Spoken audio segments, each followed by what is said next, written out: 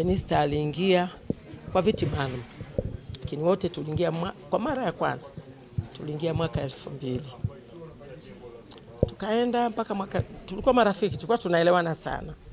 Tukaenda mpaka mwaka 2005 tukaongea, Jenista tunarudije bungeni? Jenista akaniambia mimi narudi kwa jimbo. Nikamwambia lakini unakwenda kumtoa ni waziri wa fedha. Alikuwa profesa nani? Huyo. Na mimi nikamwambia na mimi nakwenda kumtoa waziri wa madini, Daniel Yona. Nikamwambia tutaweza? Sawa, watu wazito. Akasema twende dada.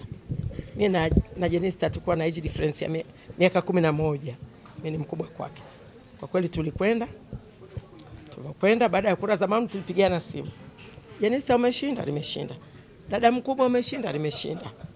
Tukarudi. Kwa mimi na Jenista tumekaa muda uliolingana bungeni 2000 mpaka 2005. Mimi nimeingia kama mbunge wa kuteuliwa na rais kama mbunge wa jimbo, mbunge wa viti maalum. Kuanzia 2005 tukawa wabunge wa majimbo.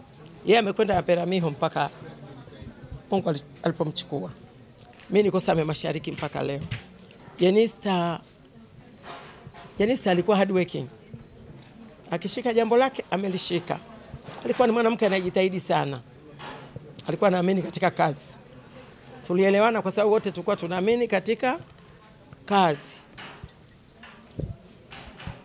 Jenista alikuwa mbunge wa jimbo, mwanamke mzuri sana.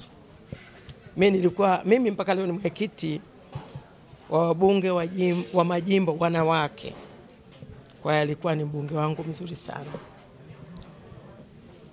Tumepoteza mbunge mwanamke wa jimbo mzuri, chapa kazi, anayejua maana ya kuwa mbunge wa jimbo, kuwatumikia wananchi. Sina cha kusema zaidi kama mwenyekiti wa wabunge wanawake wa majimbo, isipokuwa tuliyempoteza alikuwa mzuri sana.